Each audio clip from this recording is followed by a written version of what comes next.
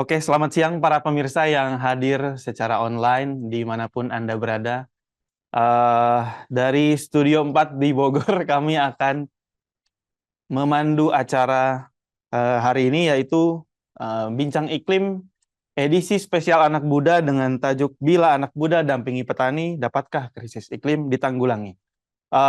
Hari ini kita akan berbincang dengan para narasumber ya, bermacam-macam dari mulai mahasiswa yang ada di Sumatera Selatan, Sulawesi Selatan, dan Nusa Tenggara Timur. Lalu telah hadir juga para petani kita yang kita dampingi melalui program kegiatan riset aksi Land for Life di 3 provinsi.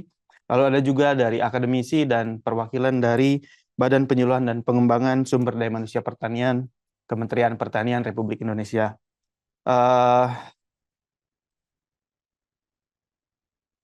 Kegiatan ini kita akan pandu dari Bogor begitu ya. Jadi semua narasumbernya kebetulan hadir secara online. Jadi kita akan sapa nanti satu persatu. Mungkin saya akan sapa dulu yang dari mahasiswa. Ilham Sazili, mahasiswa dari Universitas Sriwijaya. Apakah sudah hadir bersama kita semua? Udah hadir ini Bang. Siap. Selamat Terima siang juga kasih. Bang. Bagaimana kabarnya ini, ada di mana, di Palembang kah atau di desa?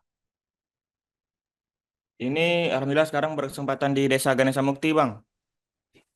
Terima kasih Ilham. Kita akan sapa narasumber berikutnya, yaitu Andi Alfarisa, atau kita manggil Alfa ya, mahasiswi dari Universitas Hasanuddin Makassar.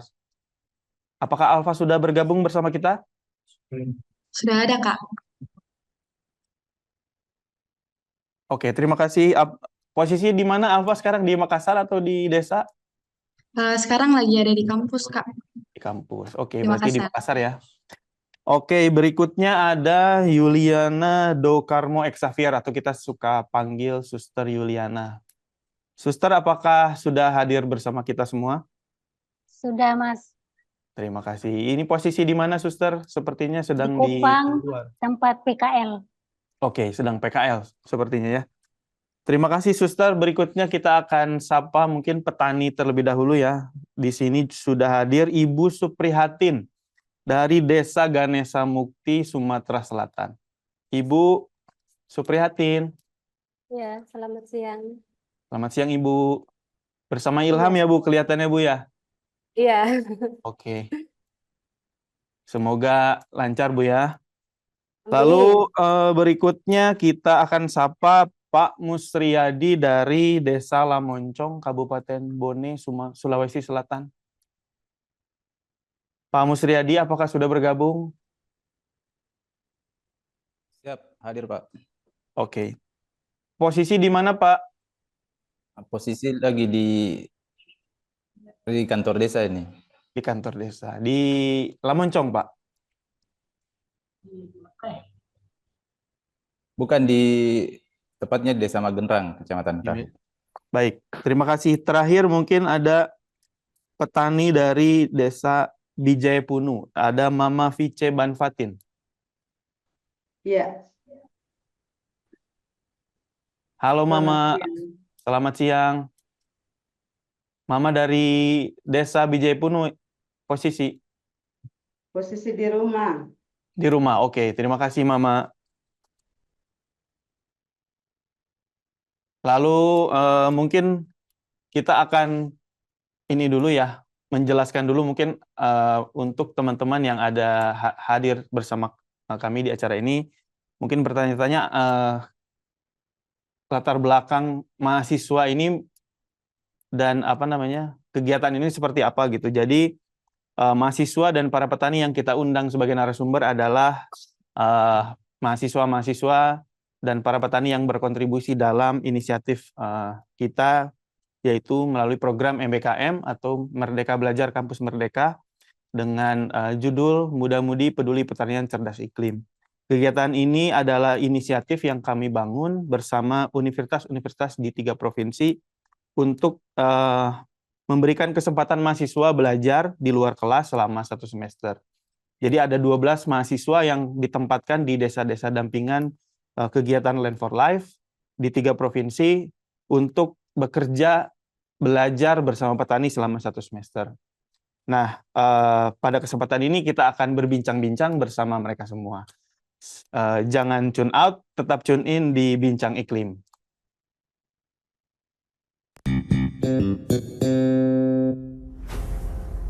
Perubahan iklim adalah tantangan global yang berdampak pada kita semua, tanpa memandang batas wilayah maupun generasi. Generasi muda termasuk kelompok masyarakat yang merasakan dampak terburuk dari krisis iklim, walaupun berkontribusi paling sedikit pada peningkatan emisi. Di sisi lain, anak muda juga memiliki semangat, idealisme, dan kemampuan untuk menciptakan solusi inovatif. Karena itulah, Ikraf Indonesia bekerja sama dengan universitas di Sumatera Selatan, Sulawesi Selatan, dan Nusa Tenggara Timur untuk meluncurkan inisiatif Muda-Mudi Peduli Pertanian Cerdas Iklim sebagai bagian dari kegiatan riset aksi Land for Lives atau Lahan untuk Kehidupan. Sejalan dengan program Merdeka Belajar Kampus Merdeka atau MBKM yang digagas oleh Kemendikbudristek, inisiatif ini memberi mahasiswa kesempatan untuk terjun langsung ke lapangan dan menyaksikan sendiri bagaimana perubahan iklim berdampak pada salah satu komunitas yang paling rentan, yaitu petani. Sebanyak 12 mahasiswa dari Politeknik Pertanian Negeri Kupang, Politeknik Pertanian Negeri Pangkep, Universitas Hasanuddin, dan Universitas Sriwijaya dipilih untuk bekerja bersama kelompok belajar petani yang dibentuk oleh Ikraf di 12 desa dampingan Land for Lives selama 1 semester. Mahasiswa dari berbagai latar belakang seperti pertanian, kehutanan, dan agribisnis ditantang untuk menemukan sendiri masalah-masalah real di lapangan dan menggunakan ilmu-ilmu yang mereka dapatkan selama kuliah untuk memberikan solusi-solusi teknis maupun strategis. Mereka belajar tentang kompleksitas tantangan di wilayah masing-masing, serta mendampingi para petani dalam menerapkan prinsip-prinsip pertanian cerdas iklim, termasuk upaya mitigasi dan adaptasi perubahan iklim, serta diversifikasi sumber penghidupan.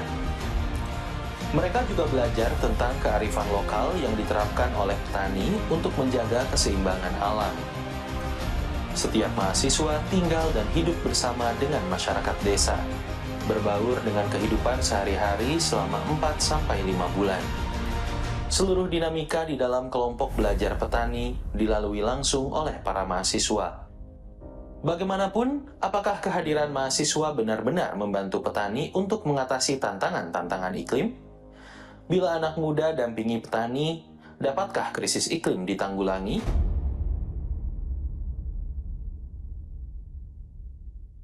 Oke, tadi adalah video ya, Bapak Ibu teman-teman semua yang hadir secara online tentang kegiatan-kegiatan para mahasiswa tersebut di desa.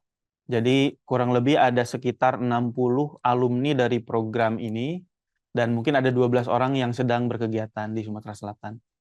Jadi dari 3 provinsi tadi ada 2 semester yang kita lalui bersama untuk menempatkan mahasiswa-mahasiswa tersebut di desa. Jadi ini mungkin Bapak Ibu semua cerita hari ini tentang anak-anak turun ke lapangan gitu ya, tapi bukan yang berdemo, tapi turun langsung ke lahan-lahan pertanian untuk membantu para petani. Nah, kita akan langsung mungkin ya mendengarkan cerita-cerita dari para mahasiswa. Mungkin saya akan memandu diskusinya dari barat ke timur dulu mungkin ya untuk mahasiswa.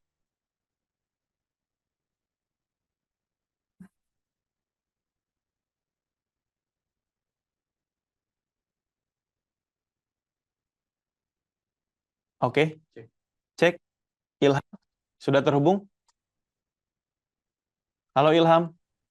Halo juga, Bang. Oke, Ilham, cerita Ilham. Karena ini kan judulnya adalah Muda-Mudi Peduli Pertanian Cerdas Iklim. Mungkin bisa cerita bagaimana petani itu temu langsung gitu ya, terdampak oleh perubahan iklim gitu. Dan mungkin apa yang dilakukan oleh Ilham untuk membantu menangani dampak-dampak tersebut di desa yang Ilham tempatkan. Baik, terima kasih kesempatannya, Bang. Terima kasih juga untuk Bapak Ibu yang telah hadir. Jadi, kemarin itu saya dan teman saya Meliani Sulista itu berkesempatan mendampingi 2 desa, Bang, yaitu Desa Ganesa Mukti dan juga Desa Daya Murni di Kabupaten Banyuasin, Sumatera Selatan. Nah, sekilas info, untuk desa yang kami dampingi ini termasuk dalam wilayah KHG atau kawasan hidrologis gambut. Akan tetapi, gambut di sini sudah mulai menipis karena pengolahannya mungkin yang kurang pada waktu itu, Bang. Sehingga hanya menyisakan kemasaman dan juga beberapa karakteristik yang ditinggalkan di tanahnya. Nah, untuk desa kami sendiri, itu karakteristiknya hampir sama, yaitu lagi-lagi tentang masalah gambut. Dan juga di desa kami ini desanya terpengaruh pasang dan surutnya air laut. Sehingga apabila di musim penghujan dan air pasang, itu airnya banyak lahan yang tergenang gitu, Bang. Dan juga kemasamannya juga sangat tinggi.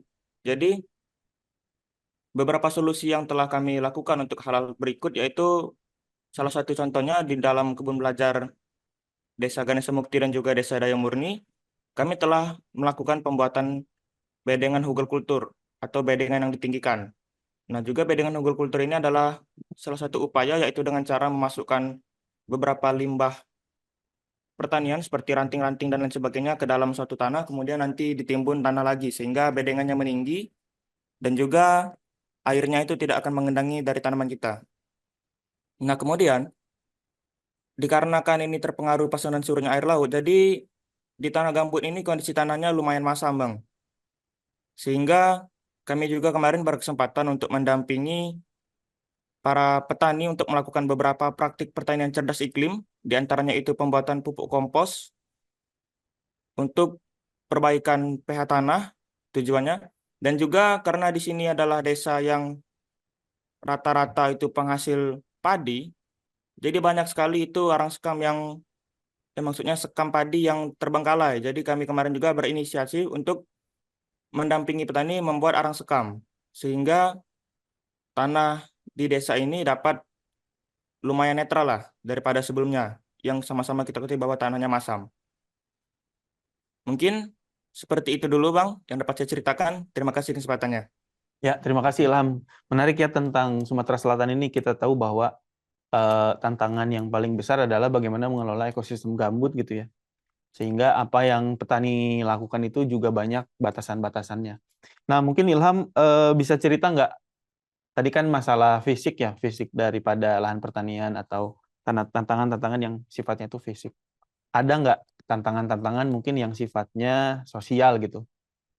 Dan apa mungkin yang dilakukan oleh Ilham ketika menghadapi situasi di sana gitu? Karena kita ketahui bahwa pemuda seperti Ilham yang mahasiswa itu kan membawa sesuatu dari kampus untuk masuk ke desa gitu. Apakah ada penolakan-penolakan atau mungkin apa ya istilahnya perdebatan-perdebatan gitu tentang praktik-praktik pertanian dan seperti apa yang Ilham bawa ke sana gitu, karena mereka juga sudah apa namanya punya komunitas sendiri, cara bertani sendiri itu. Kira-kira ada cerita nggak tentang itu, Ilham? Baik, Bang. Jadi tentu saja kalau kita memasuki suatu desa itu penuh problematika, Bang. Dan juga dinamikanya itu sangat-sangat terasa lah bagi kita yang mahasiswa yang mungkin belum pernah berkesempatan untuk berkunjung langsung ke desa gitu, Bang. Mungkin salah satunya kita mengadakan kegiatan, banyak sekali awal-awalnya itu petani yang bisa dibilang belum mau lah untuk berkegiatan bersama juga mahasiswa. Karena juga kan mungkin pengaruh umur kami yang lebih muda atau lain sebagainya gitu, Bang. Yang sama-sama kita belum mengetahui alasan yang spesifik. Nah, tetapi seiring berjalannya waktu, kami merasa kami dapat diterima di desa tersebut. Dan juga kami memiliki kesan yang baik lah bagi desa tersebut, Bang. Di mana kami sudah melakukan kegiatan rutin seperti di Ganesa Mukti itu setiap Sabtu dan Daya Murni itu setiap Minggu. Jadi pengalaman-pengalaman ini cukup berkesan. Sehingga waktu kami pulang itu kami meneteskan air mata, Bang. Kan seperti itu, Bang. Oke, jadi mungkin ada ikatan emosi gitu ya yang terbangun bersama Ibu Suprihatin dan kawan-kawan gitu ya. Oke, terima kasih Ilham, menarik sekali. Tepuk tangan mungkin untuk Ilham. Ceritanya menarik sekali. Kita akan bergeser mungkin ya, karena waktunya juga tidak terlalu panjang. Kita akan bergeser ke tengah gitu, ke wilayah Sulawesi Selatan. Di sana ada Alfa. Alfa, halo Alfa.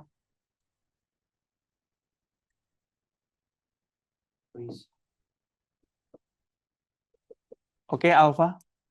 Jadi Alfa ini adalah mahasiswi Fakultas Kehutanan di Universitas Hasanuddin Makassar.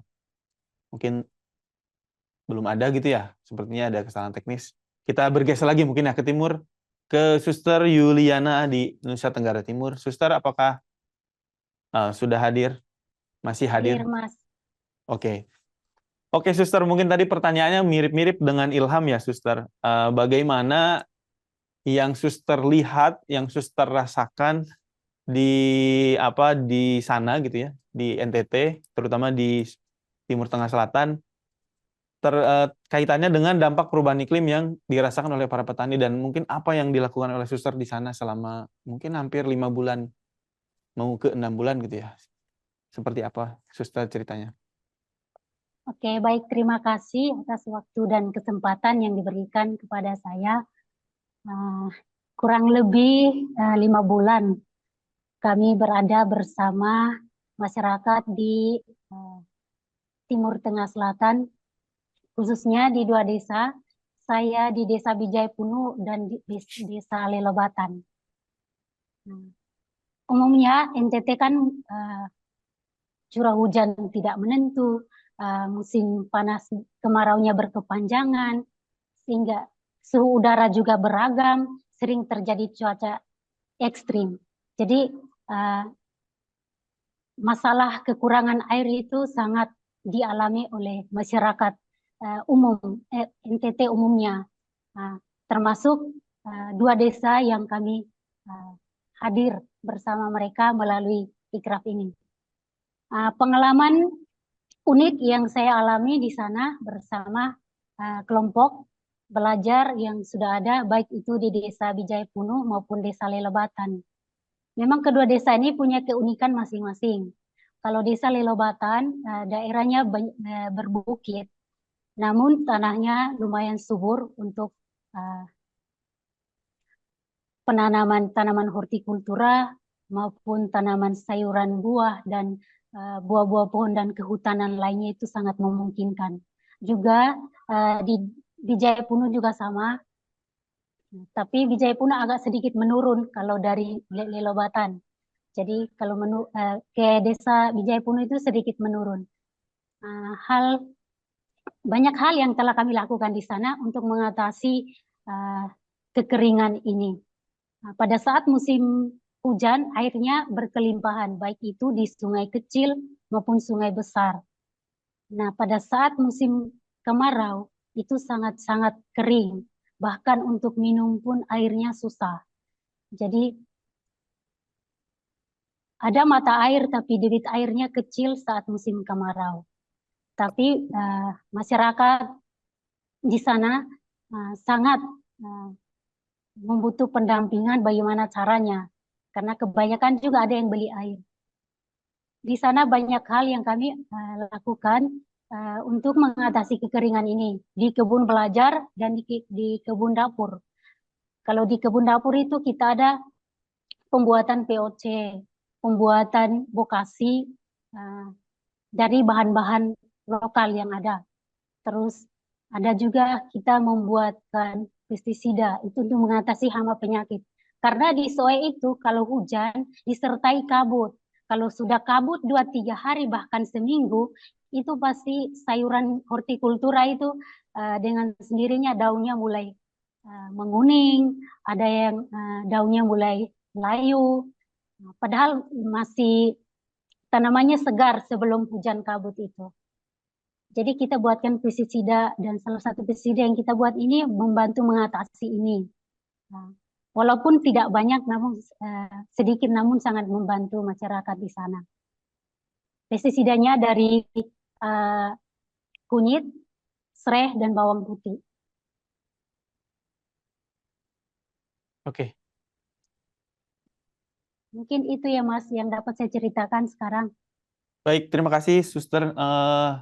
Tadi mungkin saya highlight beberapa ya, kaitannya mungkin lebih banyak pada tantangan air ya kalau di sana. Ya. Karena airnya sedikit, ketika hujan malah berkelimpahan, tapi mungkin periodenya tuh pendek gitu ya, hanya bulan-bulan tertentu saja, jadi cukup sulit masyarakat untuk mengelola air dan tadi runtutannya tuh panjang, bisa ke hama penyakit, bisa ke produksi dan seterusnya. Ya. Kita akan kulik-kulik lagi ya cerita tentang suster. Jadi FYI nih teman-teman semua yang hadir secara online, suster ini adalah seorang biarawati Katolik yang mengabdikan dirinya untuk bidang pertanian gitu. Sehingga yang kita tahu bahwa biasanya suster atau biarawati itu di bidang teologi di gereja gitu, tapi Suster Yuliana adalah salah satu yang berkecimpung di bidang pertanian. Terima kasih Suster, tepuk tangan kita untuk Suster Yuliana. Berikutnya kita akan menghubungi Alfa, atau mungkin nama panjangnya saya agak lupa ya. Andi Alfarisyah. Ada 2 suku kata lagi. Ya Alfa, mohon maaf ya. Iya, Kak. Tapi saya tahunya Alfa. Oke, silakan Alfa, mungkin dari Sulawesi Selatan, seperti apa ceritanya nih? Bagaimana dampak perubahan iklim terasa oleh masyarakat di sana, dan apa yang Alfa dan teman-teman lakukan di Kabupaten Bone, Sulawesi Selatan? Ya, makasih Kak atas kesempatannya hari ini untuk cerita pengalaman kemarin saya magang atau ikut langsung sama kegiatan Muda-Mudi Putri Perubahan Iklim ini. Jadi kemarin itu saya berkesempatan untuk mendampingi Desa Lamoncong dan Desa Cinong. Terus untuk situasi yang ada di sana itu sama tadi seperti yang dijelaskan sama Suster. Jadi kalau di desa ini itu juga kami salah satu tantangannya itu kekeringan, Kak.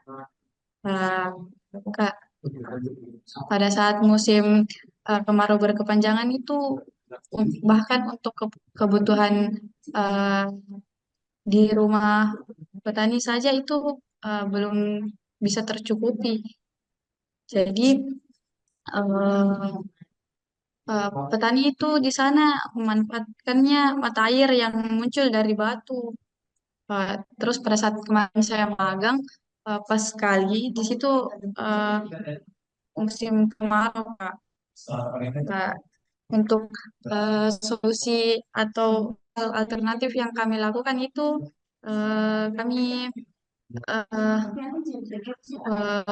buat seperti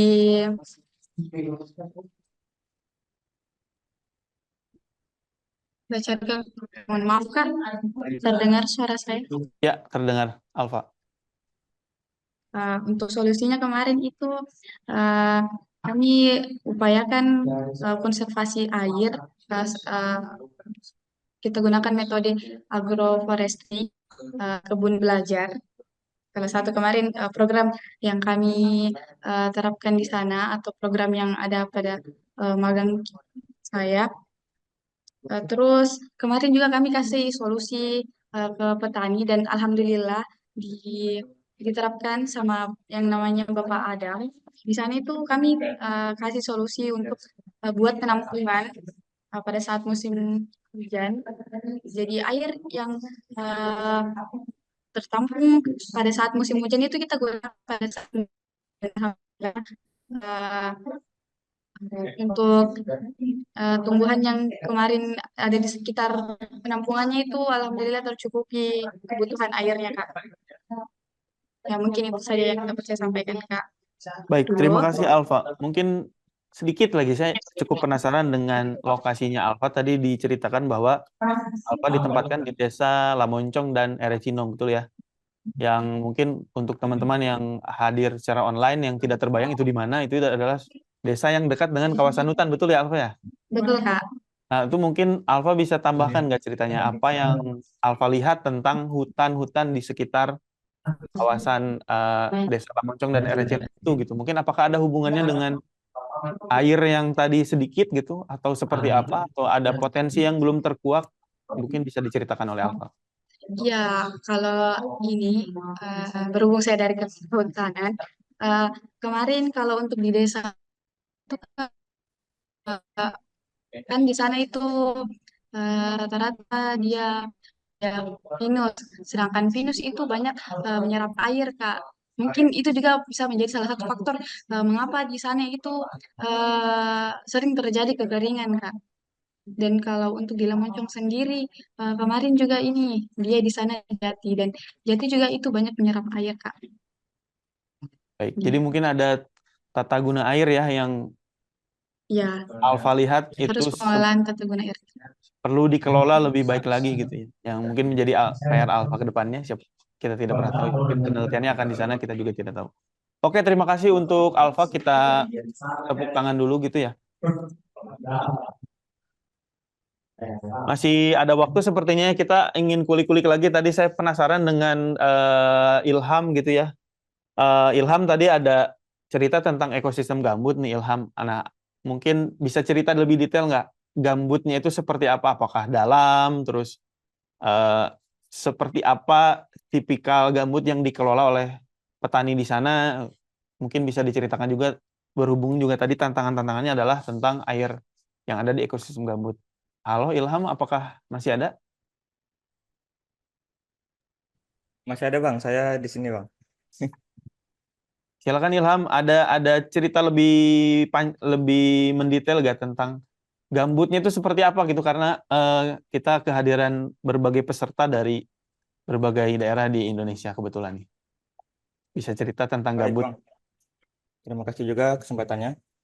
Nah, gambut di sini seperti yang saya katakan tadi Bang, itu bukan tanah yang tidak lebih dari 50% gambut bahkan Bang. Sudah rata-rata tanah mineral.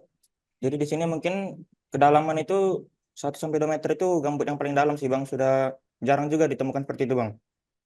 Karena juga mungkin salah satu pengaruhnya itu kayak praktik olah lahan tanpa bakar itu kan baru-baru ini dilakukan Bang. Sehingga masyarakat pada waktu itu mengolah gambut ini dengan cara dibakar Bang. Sehingga terjadi penyipisan gambut. Nah juga gambut di sini itu seperti saya bilang tadi sudah tipis sehingga dia hanya menyisakan beberapa karakteristiknya saja Bang, seperti kemasaman itu yang paling tertinggal lah gitu Bang dari sifat gambut sendiri. Nah juga kalau gambut itu karena sekarang sudah banyaknya yang pelatihan-pelatihan baik dari Ikraf maupun instansi tertentu tentang pelatihan pengolahan tanah gitu Bang, yang dengan cara tidak dibakar. Jadi kan tanah di sini tuh sudah lumayan optimal lah untuk ditanami gitu Bang. Seperti contohnya saat kita membuka lahan itu kan ada yang istilahnya pembukaan lahan tanpa bakar, itu kita menebas-nebas lahannya, kemudian tebasan tersebut kita jadikan pupuk, kita komposin yang limbah-limbah tadi sehingga dapat menekan kemasaman dan juga meningkatkan pH tanah tersebut Bang. Oke, Mungkin seperti makasih itu Ilham. Bang dari saya. Ya, cukup menggambarkan ya bahwa tantangannya tidak hanya gambut, tapi juga tadi ya fenomena-fenomena pengelolaan gambut yang tidak berkelanjutan ya, kebakaran, terus penipisan dan seterusnya. Mungkin nanti hubungannya dengan praktik-praktik yang bisa dan tidak bisa gitu ya di gambut. Nah, terima kasih Ilham sekali lagi. Kita akan satu lagi mungkin ya, tadi ada pertanyaan titipan dari redaksi ke Suster Yuliana mungkin. Suster Yuliana, apakah masih ada di Zoom? Masih ya. Suster Ada. mungkin bisa cerita lebih lanjut nggak? Tadi mungkin kita semua mungkin cukup penasaran dengan latar belakang Suster yang mengapa mengabdikan diri ke dunia pertanian gitu. Padahal kan bisa jadi banyak sekali bidang-bidang yang bisa digeluti gitu ya. Dalam hal ini kan Suster sebagai suster muda, milihnya tuh kok pertanian gitu. Terima kasih atas kesempatannya, Mas Fikri. Pasti setiap orang yang berjumpa dengan saya, mereka pasti tanya, kenapa sudah suster kok masih kuliah lagi, pertanian lagi bilangnya. Di sini saya kongregasi pribumi, kebanyakan ke biarawati itu dari zaman dulu kan biasanya dari luar negeri tuh masuk ke Indonesia. Tapi kali ini kami biara pribumi kedua di Indonesia. Nah, dalam kongregasi kami itu ada 3 karya besar. Ada karya kesehatan, ada karya pendidikan, dan juga ada karya sosial. Nah, profesi saya kan ijazah SMA-nya memang pertanian. Jadi saya masuk ke menjadi seorang biarawati mengikuti profesi saya. Jadi saya tetap melanjutkan kuliah pertanian, memang profesi saya di situ. Jadi saya di 3 karya ini saya fokus di karya sosial. Nah, di karya sosial ini kita punya lembaga yang juga melayani masyarakat. Selain kita turun ke masyarakat dalam hal agama, nah kita juga melihat kehidupan mereka. Saya cerita sedikit pengalaman saya di daerah Kalimantan sebelumnya saya kuliah. Itu kita di daerah Kalimantan Timur di Berau, tapi kita di Kecamatan Segah yang benar-benar daerah yang sulit dijangkau dengan jalan darat waktu itu. Kalau sekarang mungkin sudah ada jalan daratnya. Jadi kita pakai speed, kalau tidak perahu yang ada motorisnya. Nah, itu memang di sana banyak masyarakat yang sangat membutuhkan kehadiran kami, baik itu dalam agama maupun dalam kehidupan sehari-hari mereka, kayak di kebun, di sawah, di ladang. Nah, pengalaman saya di sana terjun langsung dengan mereka, bagaimana melihat kesulitan mereka. Kalau di Kalimantan itu mereka tanam padi ladang, itu kalau sudah mulai panen itu mereka sistemnya berampas dengan monyet-monyet yang di hutan. Terus saya tertarik dari situ, gimana caranya membantu mereka. Nah, posisi ijazah SMA untuk membangun kerjasama dengan pemerintah setempat itu sulit diizinkan. Namun kongregasi saya melihat hal ini bahwa ini hal yang utama, hal yang baik untuk diteruskan.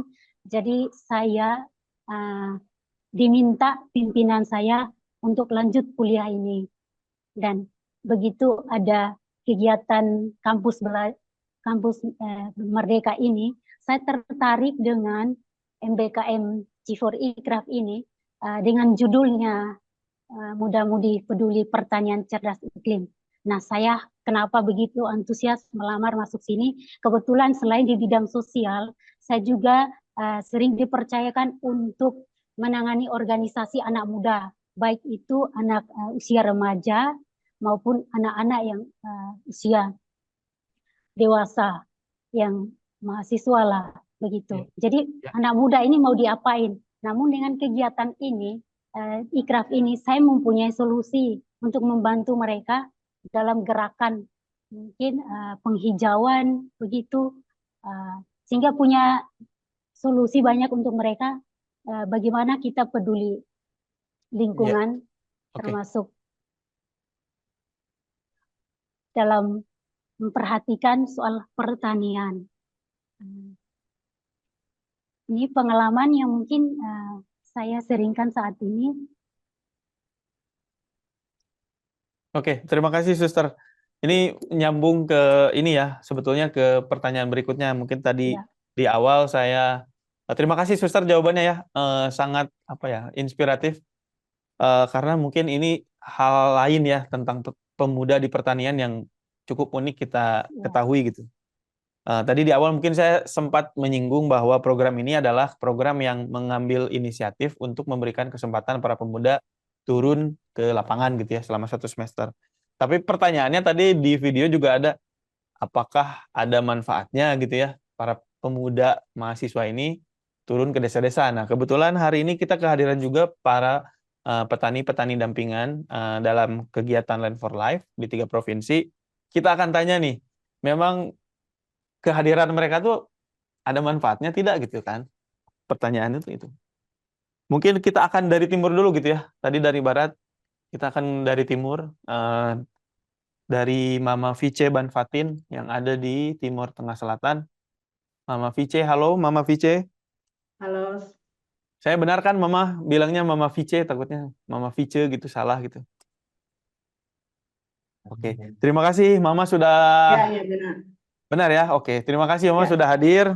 Mungkin pertanyaan saya tadi, cerita Suster Yuliana itu tentang kegiatan-kegiatan di desa itu menurut Mama seperti apa gitu? Apakah betul keadaannya bahwa kekeringan adalah isu yang Mama hadapi sehari-hari di desa, dan kehadiran Suster Yuliana dan teman-teman mahasiswa lain di desa itu apakah ada manfaatnya atau tidak gitu untuk Mama? Silakan Mama, mungkin Mama bisa bercerita. Ya, baik, terima kasih. Nah, dari kehadiran mahasiswa MBKM turun ke desa, ada manfaatnya. Di mana mereka belum hadir di desa kami bekerja itu tidak semangat. Kami bekerja biasa-biasa saja, tapi setelah kehadiran mereka, maka ada motivasi dari mereka, maka kami rajin bekerja dengan mereka. Di mana mereka mengajarkan kami untuk cara menanam sayur bagaimana, dengan pembuatan pupuknya bagaimana, dan untuk cara tanam jaraknya bagaimana. Nah, dari situ, dari kehadiran mereka, maka kami sudah mengetahui tentang pekerjaan yang mereka ajarkan kepada kami, yang dimana kalau tanam sayurnya bagaimana, dengan pupuknya bagaimana. Karena dulu kami masih belum ada kehadiran mahasiswa MBK di desa kami tanam tuh hanya begitu-begitu saja. Karena kami gali lubang tinggal tanam sebentar, sudah. Nanti kita ke toko untuk belanja pupuk kimia. Nah, sekarang kehadiran mereka di tengah-tengah kami tidak belanja pupuk lagi, karena mereka sudah ajarkan kami cara pembuatan pupuk untuk memupuk sayur yang tanaman-tanaman yang kami tanam itu. Oke. Kalau kekeringan memang betul di sana itu terasa Ya. kekeringan. Krisis Betul. dampak perubahan iklim itu adalah kekeringan, betul Mama? Ya.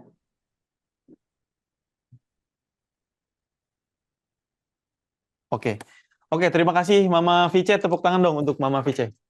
Ceritanya jadi ada manfaatnya begitu ya. Terima kasih Mama. Saya izin bergeser dulu ke tengah ke Pak Musriyadi yang ada di Palatai tadi ya. Bergabung dari Palatai. Pak Musriyadi, mungkin pertanyaannya sama Pak. Apakah tantangan iklimnya itu sama gitu Pak di sana? Halo? Belum ada? Oke, mungkin. Halo Pak Musriyadi? Belum ada sepertinya ya. Kita ke Bu Suprihatin dulu mungkin. Halo Ibu Suprihatin. Halo. Nah Ibu, terima kasih Ibu. Pertanyaannya mungkin mirip-mirip dengan Mama Vice Ibu. Apakah tantangan iklim yang dihadapi tadi ya, cerita Ilham tentang gambut itu betul adanya seperti itu, atau mungkin Ibu mau menambahkan? Jadi Mama ya tadi, sorry. Dan mungkin pertanyaannya adalah, Ilham ini dan teman-teman ada manfaatnya nggak kehadirannya itu? Apa yang Ibu Suprihatin rasakan di Ganesha Mukti dengan kehadiran para mahasiswa ini gitu, selama mungkin 5 bulan ya? Silakan Bu Suprihatin. Baik, terima kasih buat waktunya. Kehadiran mahasiswa magang di desa kami itu sangat ada manfaatnya ya. Tadinya di antaranya itu manfaatnya, tadinya kan kelompok kami itu sudah diibaratkan jarang aktif. Kelompok kami jarang aktif, jarang berkegiatan. Dengan adanya kelompok magang dari para mahasiswa jadi aktif kembali, malah jadi terjadwal seminggu sekali kita berkegiatan bersama. Nah, di sini juga ya benar yang dikatakan sama Ilham, di sini itu lahannya lahan gambut ya. Lahan gambut yang selama ini mungkin kami cara mengolahnya itu kurang paham ya. Selama ini kami ya itu tadi cara mengolahnya itu diterbas, rumput itu diterbas, terus dikumpulin, terus kalau udah kering itu dibakar. Nah itu kami itu nggak tahu kalau dampaknya itu sangat tidak baik untuk kesuburan tanah untuk jangka panjang. Memang kalau begitu habis dibakar, terus ditanamin itu tumbuhannya itu subur banget. Cuman setelah beberapa bulan ke depan, beberapa tahun ke depan itu tanah itu menjadi apa namanya itu tidak subur lagi, jadi kayak berbatu gitu, jadi nggak subur. Jadi dengan adanya mahasiswa magang ini kami diajarkan untuk bagaimana cara mengolah tanah dengan sangat bijaksana. Biasanya kami itu mungkin yang Ilham katakan tadi kenapa kita seperti tidak menerima kedatangan mahasiswa, mungkin dari kami sudah kebiasaan ya kalau misalkan mau tanam itu ya dengan cara dibakar terus paling dengan menggunakan kapur. Sedangkan di sini kan kita tuh diajarin hal-hal yang baru, yaitu dengan cara rumput-rumput itu dikumpulin terus dibikin apa namanya itu pupuk kompos. Nah, itu sangat membantu sekali untuk menurunkan keasaman pada tanah. Soalnya di sini tingkat keasamannya itu sangat tinggi. Ketika zat asamnya itu naik, kalau kita tanami itu tidak akan pertumbuhannya itu tidak akan maksimal. Jadi di sini kami belajar mengolah tanah itu dengan menurunkan keasaman tanah itu dan dengan menggunakan bahan-bahan yang memang sudah tersedia di lingkungan situ. Nah, untuk selanjutnya setelah kita mengolah tanah sudah jadi, terus kita tanami ya. Kita tanami setelah sudah tertanam, kita itu juga diajarkan bagaimana cara merawat. Cara merawat tumbuhan itu, cara kita menyayangi tumbuhan itu seperti apa, memperlakukan tumbuhan itu seperti apa. Biasanya kalau kita kan itu selalu mengandalkan pupuk kimia ya. Misalkan mulai dari berapa hari itu udah disemprot pupuk kimia, misalkan untuk penjagaan hama. Sedangkan di sini kami diajarkan untuk membuat apa yang untuk pencegahan penyakit-penyakit yang seperti misalkan nanam cabai gitu ya. Itu kita diajarkan yang membuat pupuk-pupuk dari bahan organik seperti bawang putih seperti itu. Terus kalau misalkan yang penyakit-penyakit itu kita diajarin membuat pupuk-pupuk yang dari pestisida nabati itu yang kayak bahan-bahannya juga dari lingkungan sini sudah ada yang sudah tersedia di lingkungan seperti itu. Oke, Terus kami makasih. juga di sini, Bu. Oh, belum ya. Silakan, Bu. Lanjut, Bu. terus kami juga di sini juga selama ini kalau misalkan kita nanam buah mangga gitu ya. Kita Ya. nanam buah mangga. Sudah lama kita nunggu, nggak taunya mangganya tuh asam gitu ya. Padahal kita udah lama nunggu. Nah, di sini kita juga diajarkan cara memilih bibit yang unggul. Nah, jadi kita tuh nanam itu jadi sudah tahu nanti buahnya mau seperti apa yang akan kita panen beberapa tahun ke depan gitu. Dengan cara menempel dan menyambung. Mungkin Memperbanyak sementara juga itu. mungkin, Pak. Ya. Iya. Oke, Bu. Makasih, Bu. Ceritanya banyak sekali ternyata yang dikerjakan oleh para mahasiswa ya, Bu ya. Awalnya kaku gitu ya, mungkin awal lama-lama cair, dan membaur bersama. Dan katanya tadi nangis, Bu, pulangnya katanya. Iya, nangis. Makanya balik lagi ke Ganesha mungkin ini, karena kangen mungkin sama masyarakat. Oke, terima kasih Bu Suprihatin. Tepuk tangan dulu untuk Ibu. Berikutnya kita kembali ke tengah. Rekan-rekan pemirsa semua, ke Pak Musriyadi ya. Pak Musriyadi, apakah sudah kembali? Pak Musriyadi? Ya, siapa? Baik, Pak Musriyadi, tadi pertanyaannya mungkin hampir sama lah ya. Kalau di Sulsel tadi cerita Alfa, Desa Lamoncong, ada Cinong itu sekitar hutan, tapi kadang-kadang masalah air itu masih tetap ada gitu, Pak. Nah, apakah itu yang Bapak sehari-hari hadapi gitu? Dan mungkin balik lagi ke pertanyaan utamanya, apakah kehadiran Alfa dan teman-teman mahasiswa itu ada manfaatnya untuk keberlangsungan pertanian dan mungkin kehidupan masyarakat di desa? Silakan Pak Musriyadi. Ya, baik. Terima kasih banyak Pak atas kesempatan yang diberikan. Kami sedikit saya perkenalkan diri juga, termasuk daerah kami. Kami kebetulan dari Kabupaten Bone yang berada di pedalaman bagian selatan Bone ini, yang merupakan daerah yang sangat terpencil dan bisa dikatakan 90% dari wilayah kami itu adalah kawasan hutan. Sama tadi yang disampaikan oleh Mbak Alfa bahwa sebagian besar adalah hutan. Dan berbicara mengenai manfaat yang kami peroleh dengan adanya mahasiswa di desa kami, sungguh luar biasa, Pak. Luar biasa sekali.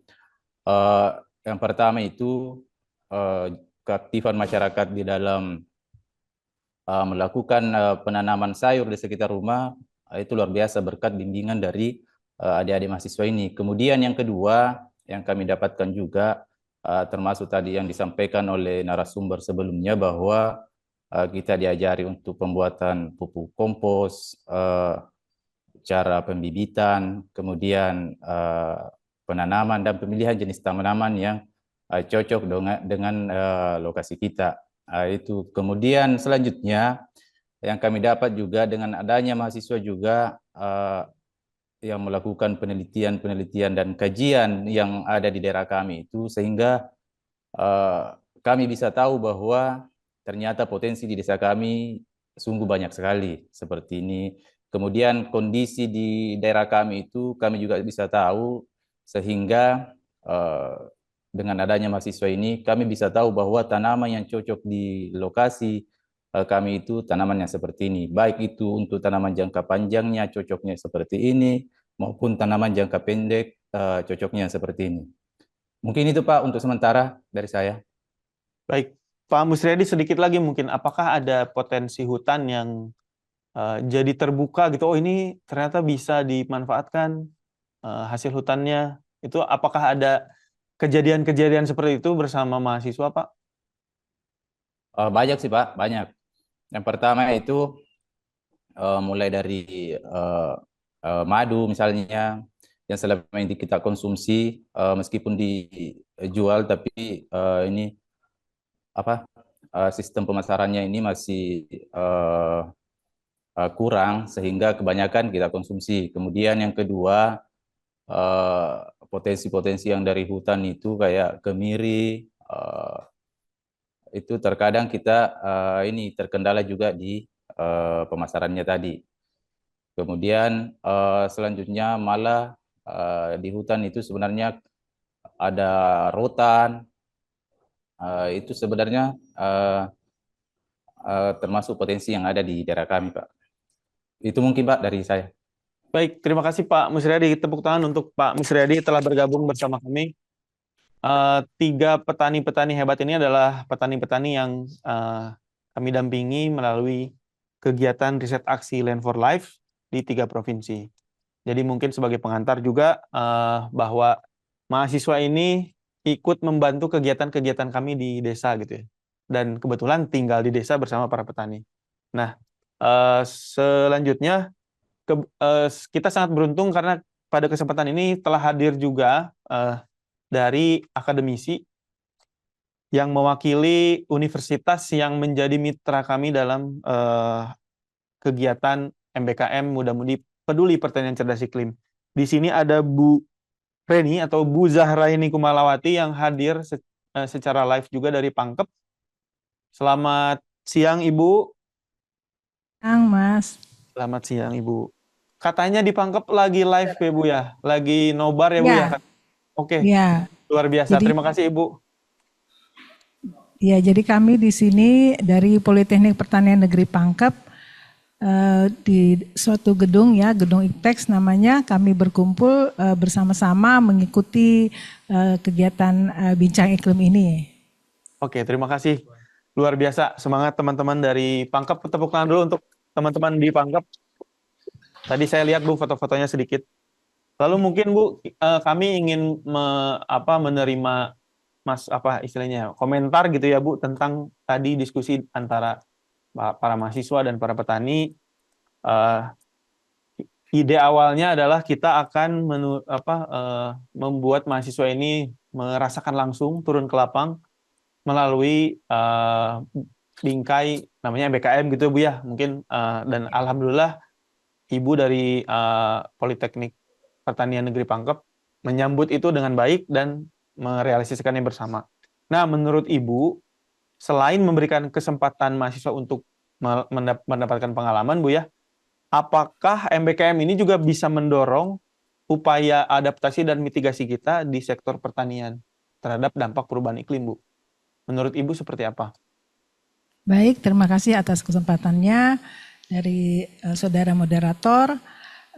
Sebelumnya saya perkenalkan diri ya, saya Zahraini Kumalawati, dosen program studi teknologi produksi tanaman pangan, salah satu prodi di bawah jurusan teknologi produksi pertanian. Baik, berbicara mengenai MBKM dan mahasiswa ya, jadi saya kira kita ketahui bahwa MBKM itu merupakan suatu inovasi dari Kemendikbudristek dan juga suatu transformasi yang sangat baik dalam sistem pendidikan tinggi untuk menghasilkan lulusan yang lebih relevan dengan perkembangan zaman dan kemajuan iptek serta tuntutan dunia kerja maupun dinamika masyarakat termasuk dinamika iklim. Ya, program ini saya nilai sebagai sangat baik sekali untuk memfasilitasi mahasiswa dalam mengembangkan potensi yang dimiliki melalui program-program experimental learning dengan cara yang lebih fleksibel.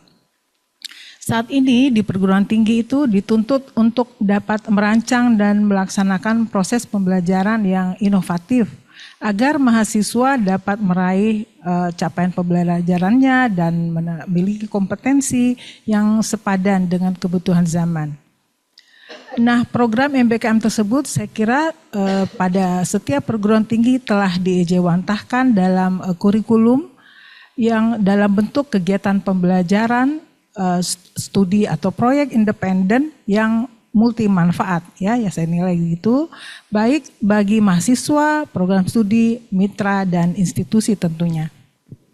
Nah, kegiatan MBKM yang diikuti mahasiswa kami ya khususnya yang dari Politeknik Pangkep yang sudah terlibat dengan program Ikraf yang diadakan di Kabupaten Bone itu sangat menunjang, saya lihat sebagai sangat menunjang sebagai wadah pembelajaran untuk meningkatkan kemandiriannya, kompetensi serta mampu bersosialisasi dengan masyarakat ya dalam rangka penerapan pertanian yang cerdas iklim ya, dan bagaimana mahasiswa mendampingi petani di pedesaan terjun langsung untuk menyiasati perubahan iklim yang cenderung kita ketahui tidak stabil dan mendorong petani menjadi petani yang sejahtera dan cerdas iklim.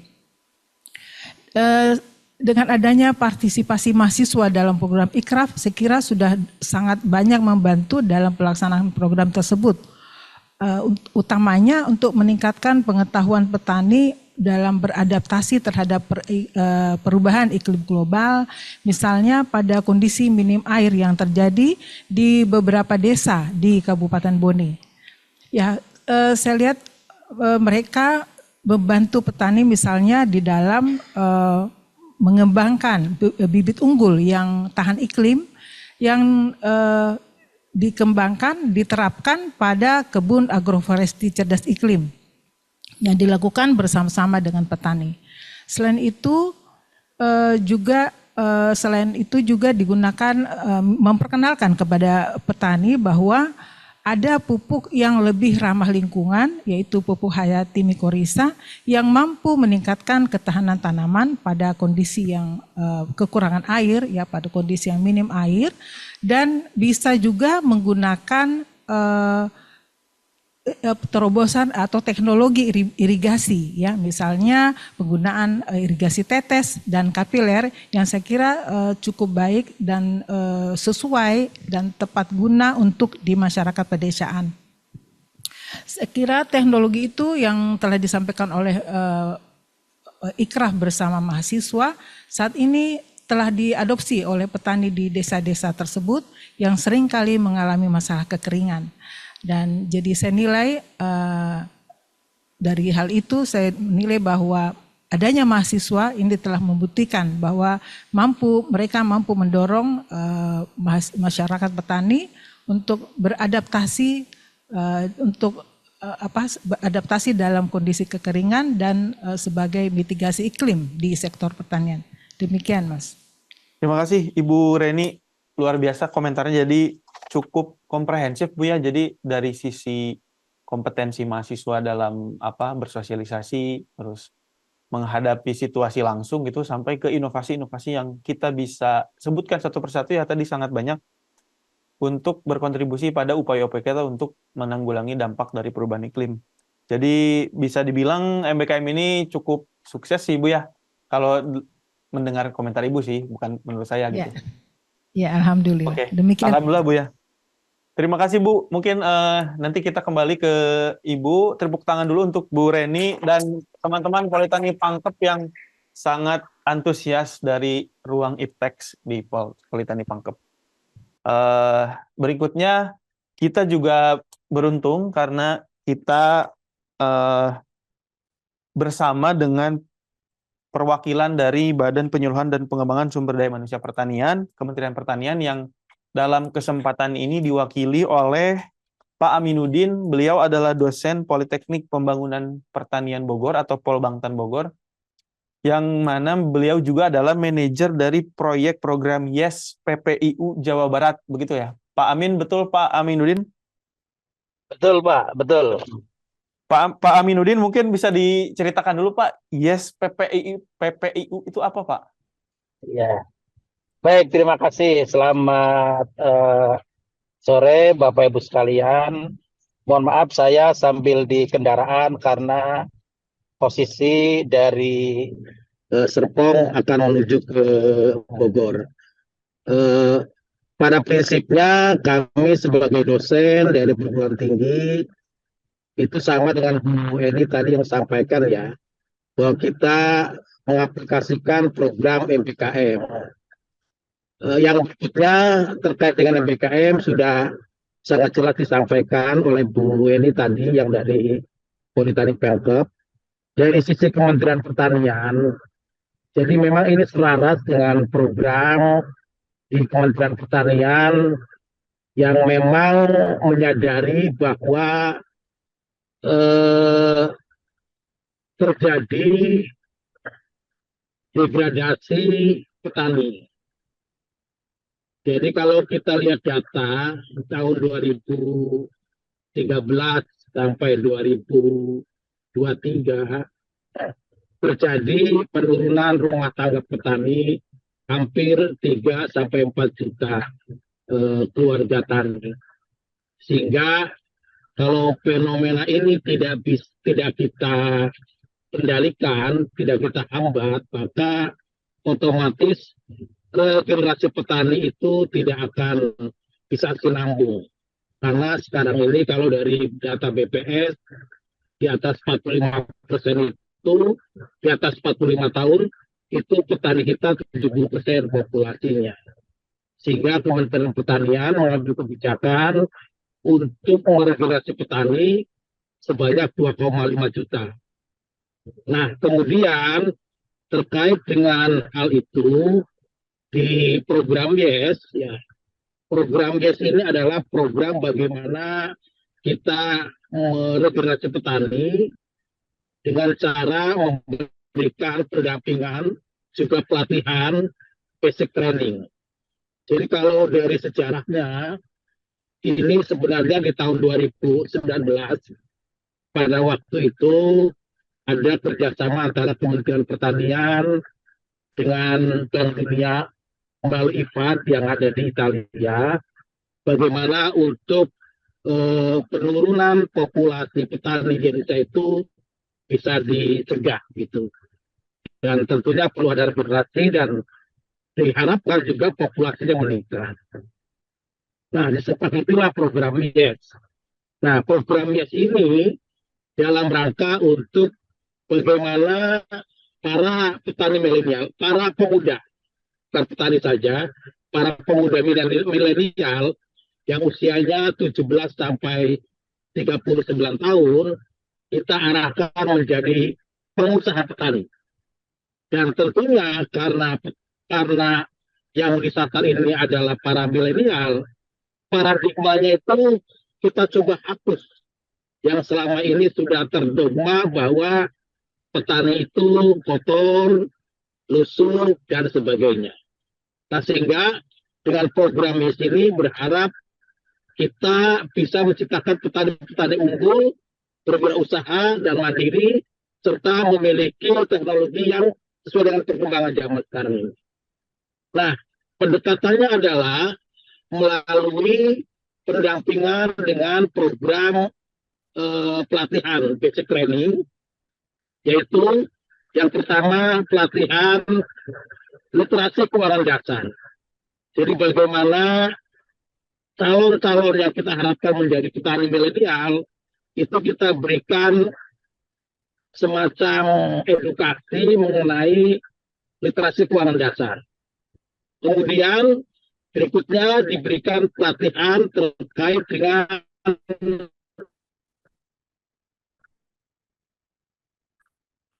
Ya, halo Pak. Ya, sepertinya ada kesalahan teknis. pathway. Jadi bagaimana, gimana Pak lanjut? Oke. Suara saya terdengar Pak? Terdengar Ya. Pak. Suara Ya, terdengar makasih. Pak? Ya, Ya. baik. Ya, baik saya lanjutkan mungkin sedikit lagi. Kemudian ada pelatihan startup, kemudian pelatihan literasi keuangan lanjutan dan pelatihan proposal bisnis. Saat ini jumlah peserta program YES nasional itu sudah mendekati 230 ribuan. 230 ribu orang yang tergabung dalam program YES. Populasi terbanyak program YES di Jawa Barat ini adanya di Jawa Barat, yaitu sekitar hampir 84 ribu orang. Nah, program YES ini karena sebagai pilot project, bagaimana mengungkit jumlah petani milenial untuk merekrut petani, itu di Indonesia itu ada 4 provinsi yang menjadi pilot project, yaitu Provinsi Jawa Barat, Provinsi Sulawesi Selatan, Provinsi Kalimantan Selatan, dan Provinsi Jawa Timur. Kemudian dari setiap provinsi itu tidak bisa kita jadikan pilot project, jadi hanya beberapa kabupaten. Di Jawa Barat ada 5 kabupaten, yaitu Kabupaten Cianjur, Sukabumi, Tasikmalaya, Subang, dan Bogor. Termasuk yang di Sulawesi Selatan itu ada Kabupaten Bone, itu masuk lokasi programnya. Nah, harapannya dengan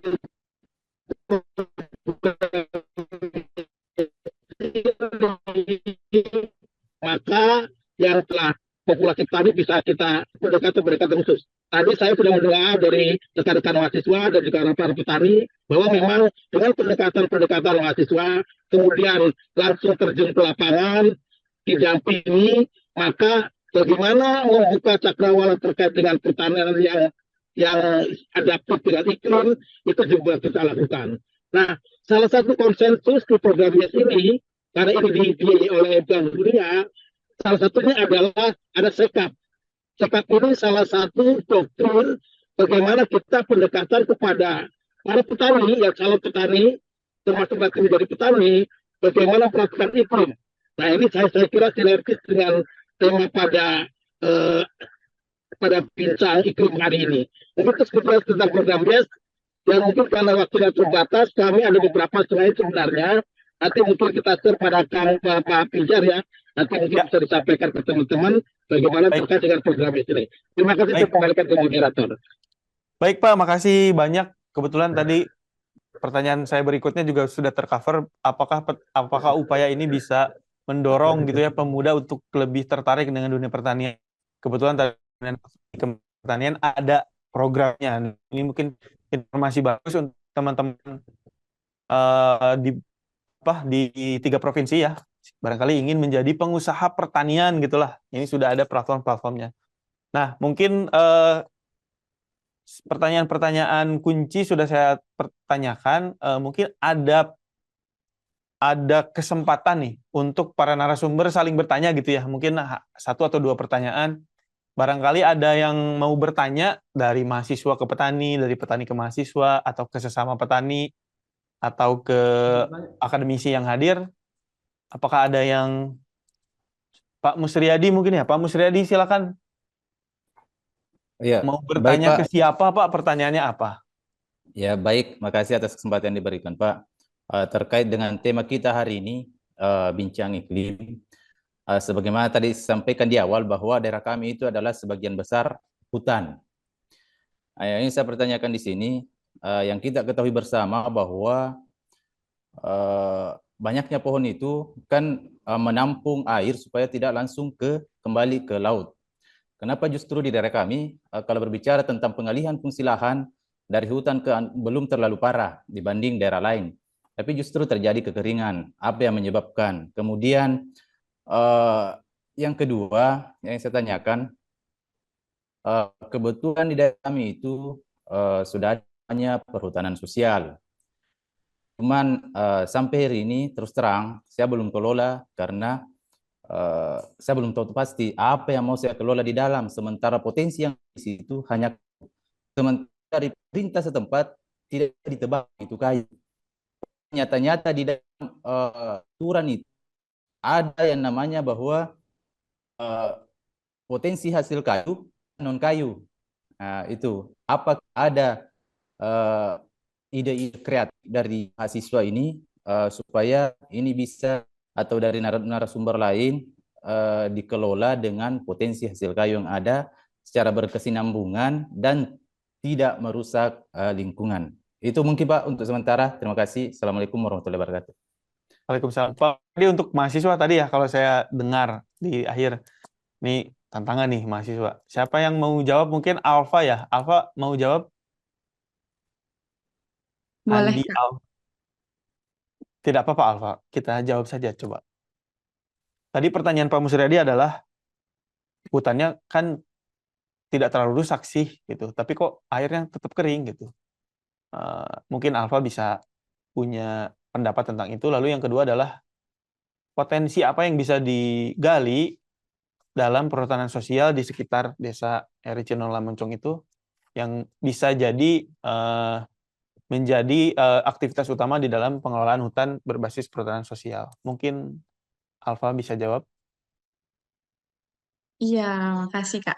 Terima kasih Pak Usriyadi sudah bertanya. Jadi untuk inovasinya sendiri itu Kak, Pak, kemarin kan kita sudah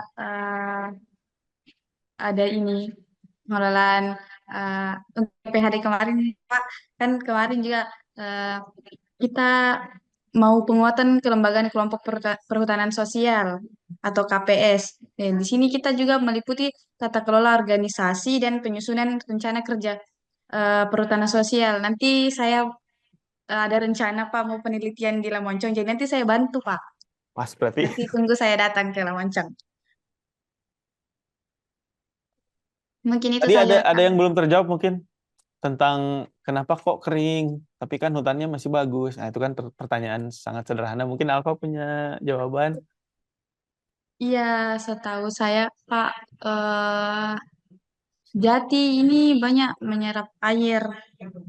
Jadi untuk pasokan air untuk tumbuhan lain itu diambil ke Jati. Pak, mungkin itu saja Pak. Terima Baik. kasih. Ada terakhir mungkin potensi, tadi ada pertanyaan juga tentang potensi. Tadi Pak Musriyadi cerita ada beberapa potensi ya, ada beberapa hasil hutan yang bisa dikembangkan.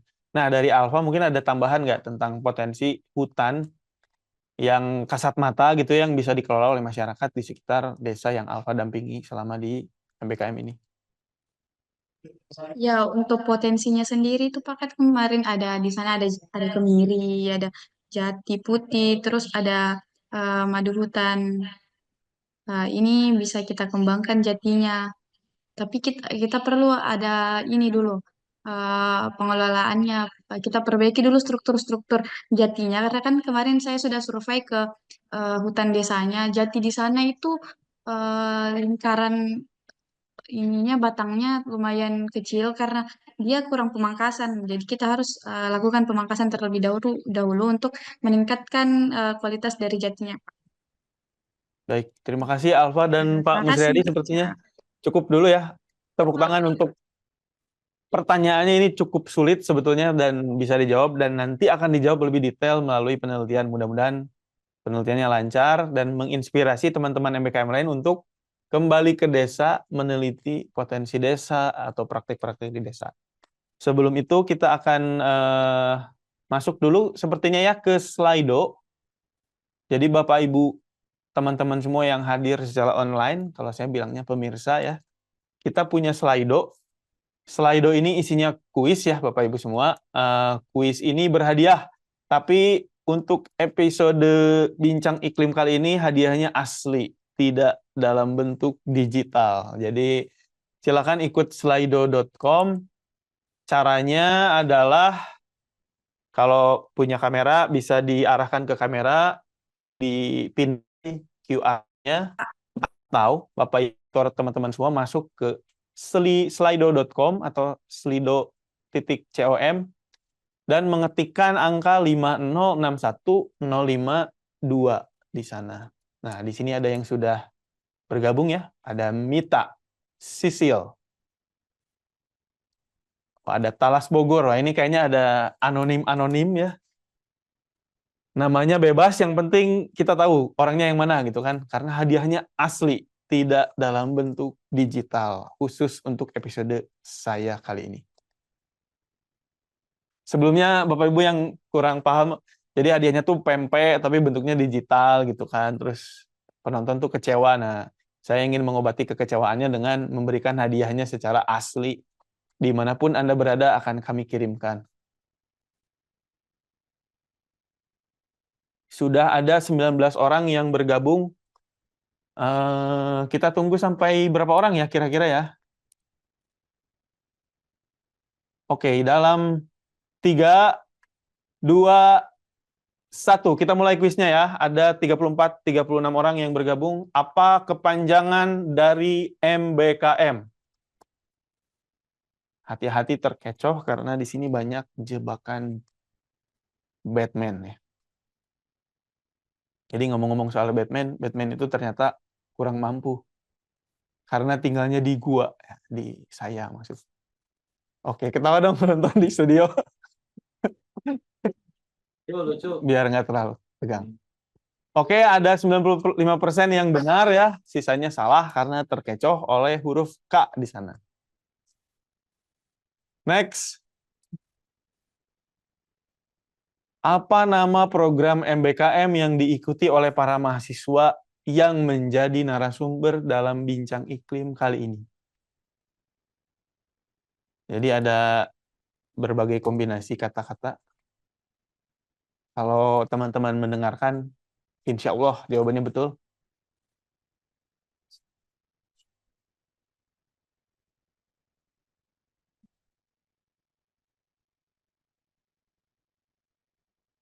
Oke, ada 77 orang yang menjawab benar ya. Muda-mudi, peduli, pertanian, cerdas iklim. Yang lainnya salah. Oke, next. Soal ketiga. Di manakah desa narasumber tempat Andi Alfarisyah, Andi Sonde, atau Kak Alfa melakukan MBKM? Yang pasti bukan di desa. Nggak jadi.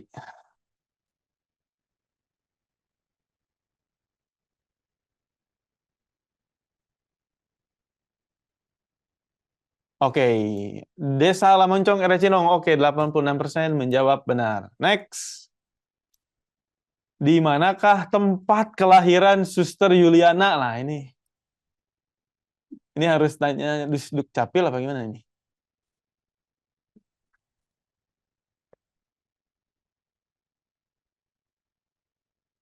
Di mana ya? Ternyata jawabannya adalah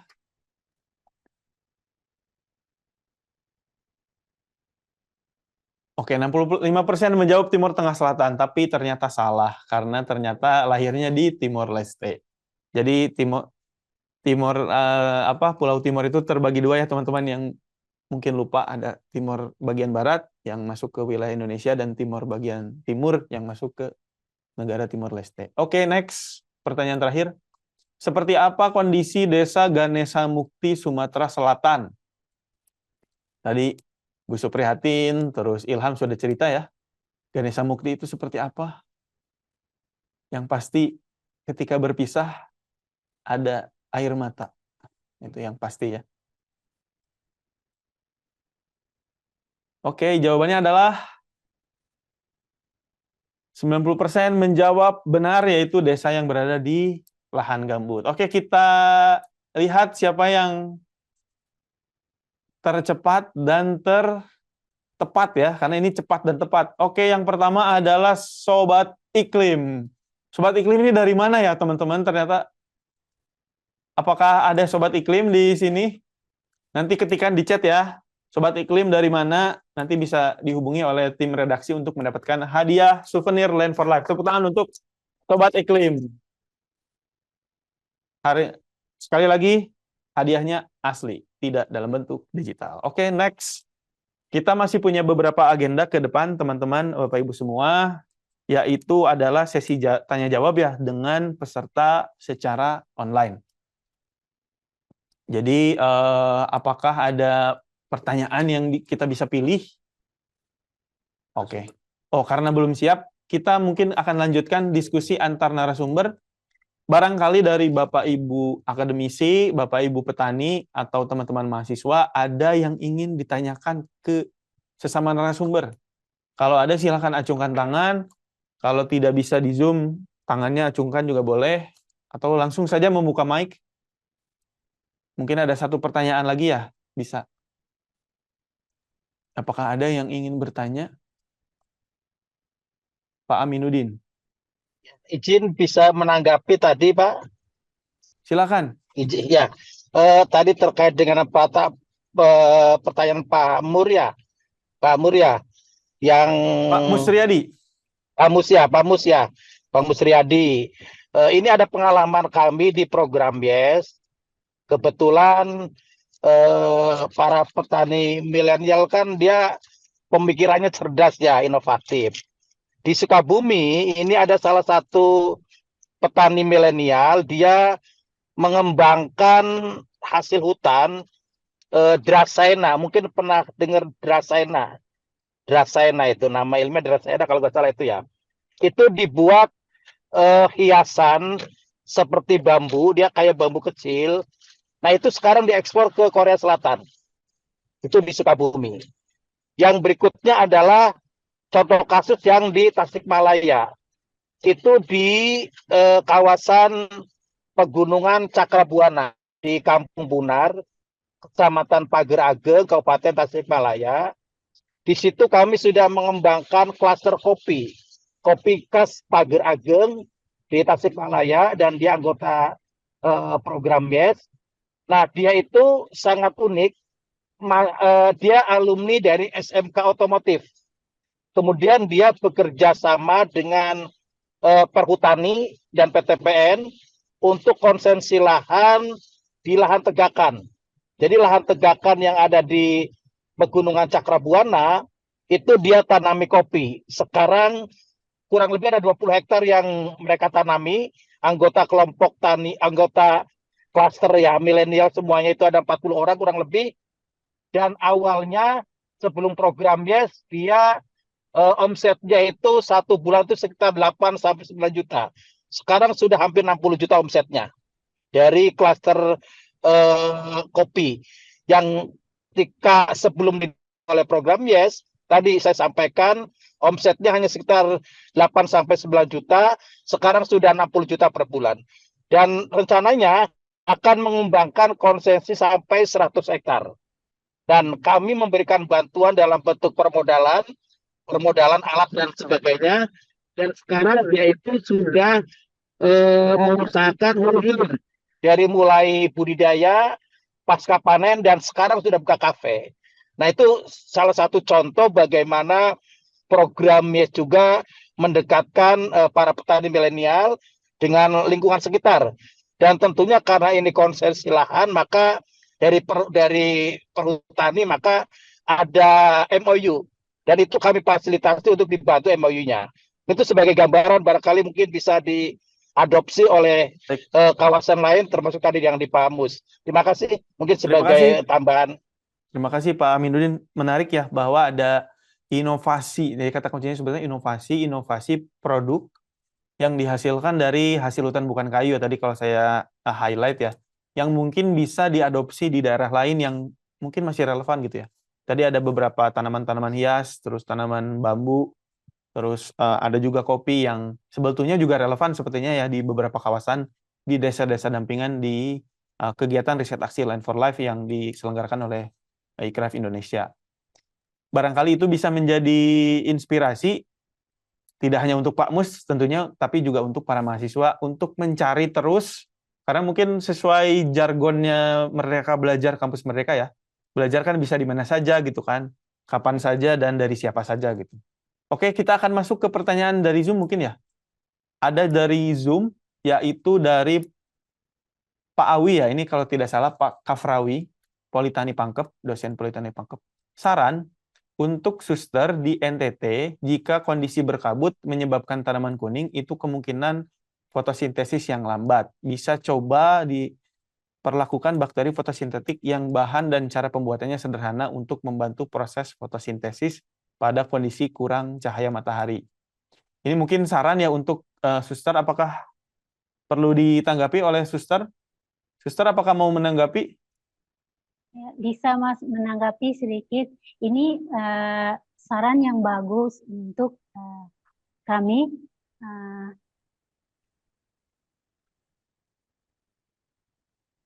Membuat cahaya matahari sederhana. Kalau bisa, ini minta kira-kira menggunakan apa begitu. Cahaya matahari kan posisinya kabut kan, jadi mataharinya tidak akan ada dan proses fotosintesis itu akan lambat sehingga mengakibatkan tanaman itu kuning daunnya. Nah, ini anjuran yang baik untuk kami. Bisakah kasih contoh yang sederhana, kira-kira kami pakai apa begitu? Senter atau apa begitu untuk kebetulan Mama Vice juga ada, dia bisa dengar langsung mengatasi hal ini. Terima kasih, Suster. Mungkin Pak Awi, saya ingin memberikan kesempatan untuk Pak Awi mengelaborasi ini lebih lanjut. Pak Awi, silakan. Ya, terima kasih. Assalamualaikum warahmatullahi wabarakatuh. Waalaikumsalam. Saya ini di rumah, mohon maaf ikut Zoom ini karena baru satu dan lain hal tidak bisa bergabung di kampus. Saya tertarik tadi memang penjelasan Ibu Suster mengenai kondisi yang selalu kabut pada saat curah hujan tinggi. Teknologi bakteri fotosintetik itu sebenarnya adalah kita memberikan melakukan penyiraman atau penyemprotan bakteri fotosintetik pada tanaman, yang mana bakteri fotosintetik itu nanti dia akan masuk agitasi ke dalam sel tanaman dan dia akan membantu juga ikut. Dia bakteri yang mampu berfotosintetik. Nah, hasil fotosintesisnya sama seperti tanaman berfotosintesis, dia menghasilkan karbohidrat. Nah, karbohidrat itu hasil sampingnya itu bisa dimanfaatkan oleh tanaman. Nah, bahannya itu mudah sekali, hanya telur aja. Telur, kemudian ditambah air, kemudian dicampur kalau ada kolam ikan, air kolam ikan itu diambil, dicampurkan dengan telur itu, kemudian dimasukkan di dalam botol, dibiarkan di tempat terbuka kena matahari sampai seminggu, dia akan berubah warna menjadi kemerah-merahan. Nah, itu kalau sudah berwarna kemerah-merahan, dia itu bakteri fotosintetisnya sudah jadi. Nah, itu sudah bisa disemprotkan ke tanaman. Begitu. Semudah itu cara pembuatan bakteri fotosintetis. Banyak sekali kalau Ibu Suster buka di internet bagaimana cara membuat bakteri fotosintetik itu banyak literatur yang bisa ditemukan di situ petunjuknya. Saya kira itu saja tambahan. Makasih, Pak. Makasih. Terima kasih, Pak. Makasih, Pak Awi. Jadi mungkin Suster tidak menciptakan cahayanya ya, tapi membantu dan seterusnya gitu ya. Oke, ada lagi mungkin ya pertanyaan dari lu?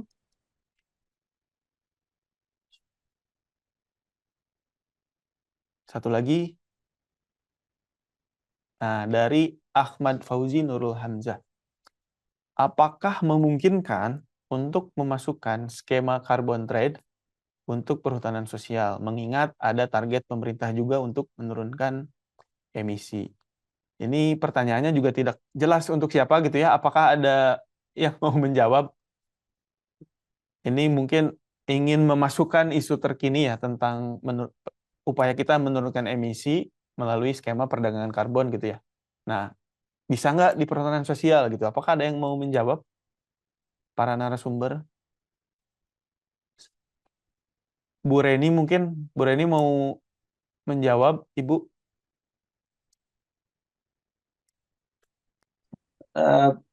Saya bisa bantu. Oke, Pak Awi ya? Pak Awi. Pak Awi. Ya, terima Oke, kasih. Pak Awi. Sebenarnya perdagangan karbon, kalau yang lebih simpel lagi, perdagangan karbon itu sebenarnya adalah sesuatu hal di mana pihak-pihak yang membantu supaya karbon tetap ada di lingkungan itu dan menyebabkan lingkungan itu terjaga dengan baik adalah orang-orang yang bertanggung jawab terhadap bagaimana lingkungan hidup itu masih tetap bagus, hutan masih lestari dan segala macamnya. Nah, tanggung jawab itu jadi tidak adil ketika mereka menjaga hutan, tetapi mereka tidak memiliki keuntungan finansial dari perawatan terhadap lingkungan dan hutan itu sendiri, sehingga ada satu skema di mana orang-orang yang merasakan dampak lingkungan yang baik ini itu harusnya memberikan fee kepada orang-orang yang menjaga lingkungan ini supaya tetap lestari, sehingga karbon itu tetap bisa siklusnya dari biotik ke abiotik dan begitu sebaliknya. Nah, ada salah satu contoh kejadian di zaman dulu sih di Sulawesi Selatan, di mana Kabupaten Tanah Toraja itu letaknya di atas ketinggian. Mereka itu bekerja sama dengan Kabupaten Pindrang yang di daerah hulu. Daerah ketinggian itu, orang Toraja itu bersepakat, oke, kami jaga hutan kami supaya lestari, kemudian banyak air dari Toraja itu turun ke daerah Pindrang yang merupakan daerah hilir, dan daerah Pindrang itu akhirnya banyak air, dan air itu dimanfaatkan untuk pertanian. Nah, pertanian ini tentu menguntungkan bagi mereka, tapi tidak menguntungkan orang di Toraja karena mereka cuma dapat pelihara hutannya. Nah, apa yang terjadi? Mereka kerjasama. Oke, kamu pelihara hutan, saya tanam padi, hasilnya kami bayar kamu. Orang Toraja itu dibayar oleh orang Pindrang supaya mereka jaga hutannya. Nah, praktek-praktek seperti ini harusnya juga bisa diterapkan zaman sekarang supaya ada interkonektivitas antar sektoral, sehingga mereka sama-sama untung dan tidak ada yang merasa dirugikan. Nah, itu sebenarnya yang harus dikembangkan sekarang dalam kelembagaan, dalam kerjasama antar lintas wilayah. Saya kira itu kira-kira gambaran yang bisa saya berikan terhadap perdagangan karbon yang tadi ditanyakan. Terima kasih. Assalamualaikum warahmatullahi wabarakatuh. Terima kasih lagi Pak Awi ya. Ini membahasakan imbal jasa dengan sederhana. Mungkin saya akan kembali mempersilakan barangkali Bu Reni ingin menambahkan atau memberikan jawaban atas pertanyaan tadi di Zoom, Bu Reni. Baik, terima kasih atas kesempatannya yang diberikan. Jadi menyambung tadi jawaban ya dari Pak Kafrawi ya, itu sebagai rekan kami dia di Politani Pangkep. Jadi sebenarnya kami ini latar belakang pertanian budidaya ya, jadi bukan mengenai kehutanan, tetapi kami juga sudah biasa membahas ya karena kita pertanian tidak lepas dari kehutanan, karena itu saling beririsan. Ya, jadi kita ketahui bahwa hutan itu adalah lahan yang berfungsi utamanya untuk menjaga air, ya, menjaga siklus air. Jadi intinya adalah hutan itu adalah sebagai catchment area untuk menangkap air dan menjaga ketersediaannya bagi bumi, bagi lingkungan di sekitarnya. Namun oleh karena itu pengelolaan hutan perlu dijaga karena air itu adalah sumber kehidupan. Bukan hanya tanah, land for life ya, tetapi water for life juga. Itu harus saling berkesinambungan begitu.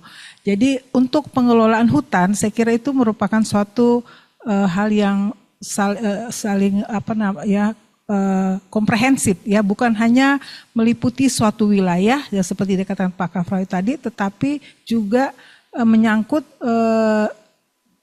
ada ketergantungan dari wilayah lain, karena kita tahu bahwa lahan pertanian itu juga syaratnya adalah membutuhkan air selain cahaya ya untuk meningkatkan produktivitas. Nah, carbon trade itu kita tahu bahwa itu merupakan isu global, bahwa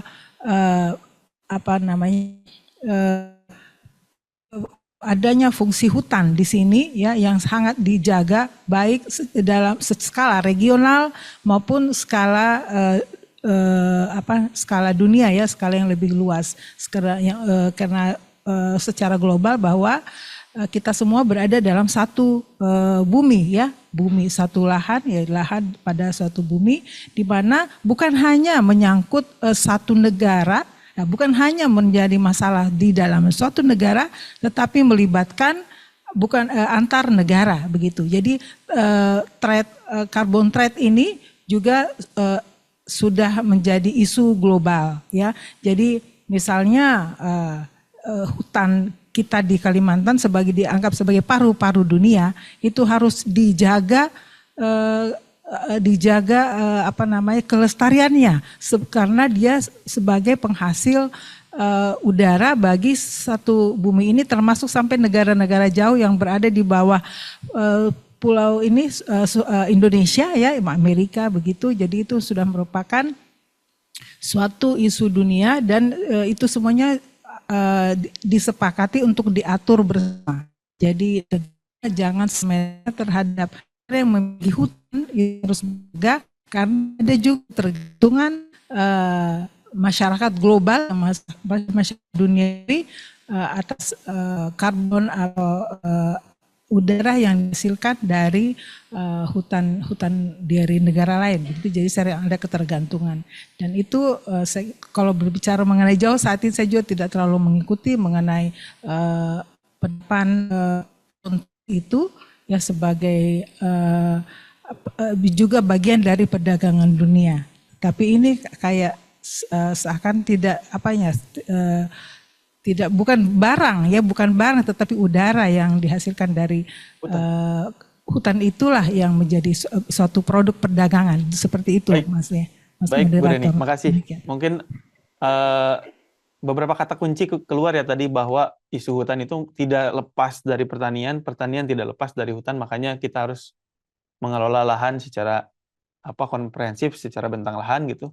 Dan mungkin ini menjadi isu yang cukup menarik juga untuk dieksplor para pemuda-pemudi ke depannya gitu, karena upaya mitigasi dan adaptasi untuk perubahan iklim ini banyak bentuknya yang bisa dieksplorasi. Sayang sekali kebersamaan kita dibatasi oleh waktu ya. Jadi mungkin saya ingin berterima kasih untuk seluruh pembicara, tapi sebelum itu kita ingin mendengarkan mungkin closing statement atau kata-kata terakhir di acara ini ya, kata-kata terakhir dari masing-masing pembicara nih. Kira-kira seperti apa pesan atau mungkin kesan tentang bila anak muda dampingi petani, dapatkah krisis iklim ditanggulangi? Mungkin kita mulai dari teman-teman mahasiswa lagi ya. Dari Ilham dulu mungkin, silakan Ilham.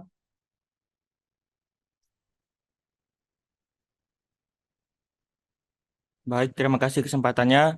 Sebelum saya memberikan closing statement, saya sangat bangga melihat antusias kelompok Tani Ganesha Mukti. Ibu-ibu itu Oh iya, sangat nobar semangat ya di sana, nobar juga. Oke. Tepuk tangan untuk Ganesha Bang, Mukti. Bang. Silakan Ilham. Baik, mungkin saya akan memberikan sedikit pantun. Ke Ganesha bersama Okta, memakai baju berwarna jingga. Mari kita sayangi bumi kita, agar anak dan cucu kita hidup dengan bahagia. Terima kasih, Bang. Cakep. Terima kasih Ilham. Berikutnya untuk Alfa. Silakan Alfa, closing statement-nya seperti apa? Kita dengarkan sama-sama. Ya, terima kasih Kak. Sebelumnya, terima kasih untuk semua partisipan yang bergabung hari ini, sangat antusias. Itu sedikit saja. Mari kita sama-sama jaga lingkungan agar kita semua dapat menikmati manfaat dari apa yang kita jaga. Terima kasih. Terima kasih. Berikutnya dari Suster Yuliana. Silakan Suster. Kalau baik dari saya yakin kalau muda-mudi turun tangan, pasti kita akan menemukan banyak solusi mengatasi kekeringan ini. Semangat untuk muda-mudi. Oke, terima kasih Suster. Dari petani mungkin ya sesuai urutan tadi, dari Barat lagi Ibu Suprihatin, silakan.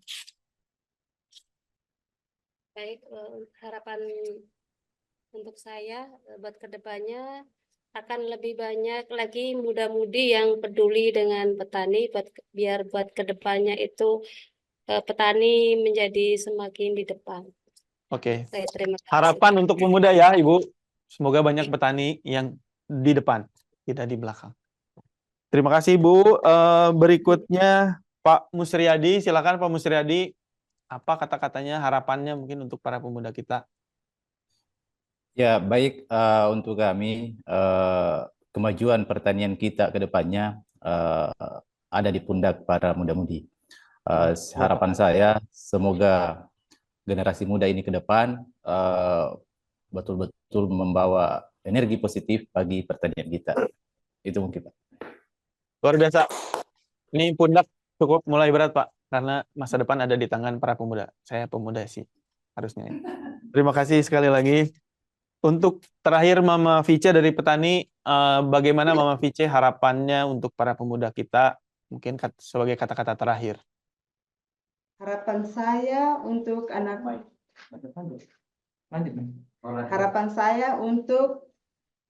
anak petani muda kita adalah saya minta kepada Yayasan Ikraf dan lembaga dan instansi-instansi terkait untuk membuka suatu pelatihan atau suatu didikan kepada mereka, karena kenyataan sekarang ini hanya petani-petani itu hanya orang tua saja, sedangkan pemuda-pemuda tidak, untuk di daratan kami di Nusa Tenggara Timur.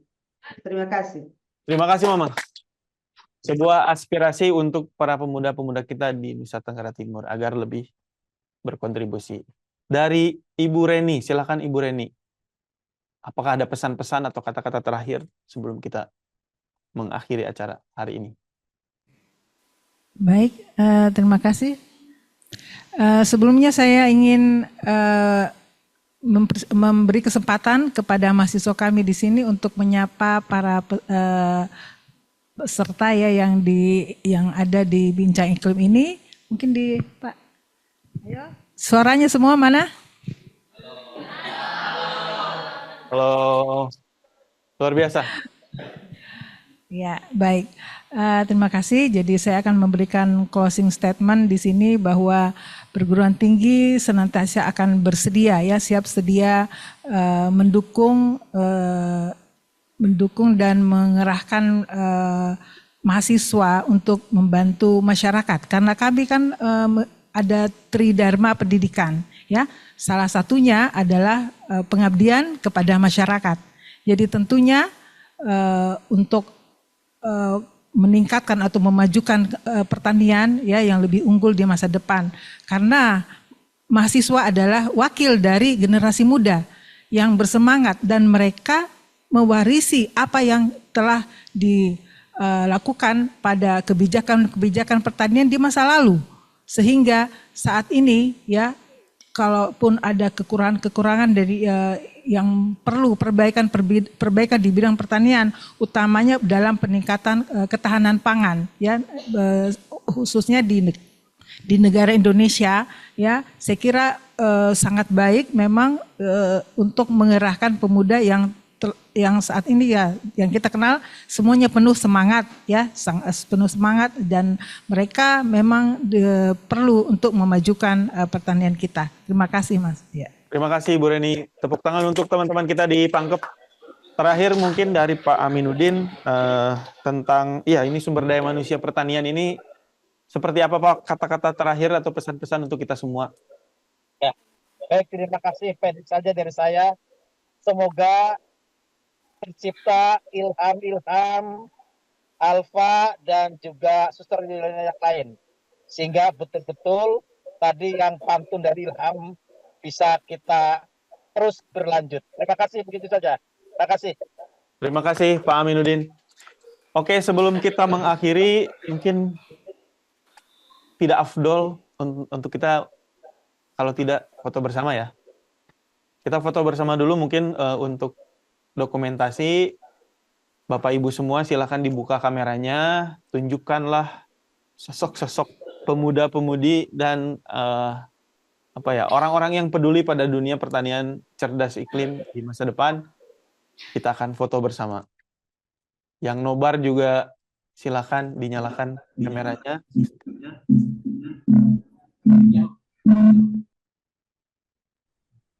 Oke. 1, 2, 3. Oke, tahan sedikit ya, karena ada beberapa halaman.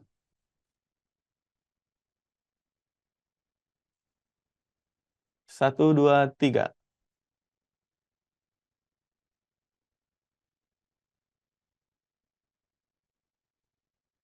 Sudah? Oke, terima kasih. Tepuk tangan untuk kita semua.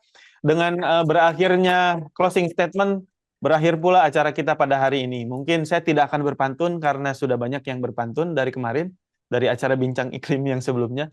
Tapi tetap bahwa masa depan pertanian kita ada di tangan pemuda, dan pertanyaan, bila anak muda dampingi petani, dapatkah krisis iklim ditanggulangi? Dari jawaban-jawaban para narasumber, dari diskusi-diskusi kita, saya menaruh optimisme yang sangat besar, dan rasanya dunia ini seperti cerah kembali gitu ya, karena masa depan kita mudah-mudahan semakin cerah gitu. Untuk itu, sesuai catchphrase-nya ya, jangan tune out, tetap tune in di Bincang Iklim. Terima kasih, salam dari Studio 4 Bogor, kami undur diri, mohon maaf bila ada kesalahan. Assalamualaikum warahmatullahi wabarakatuh.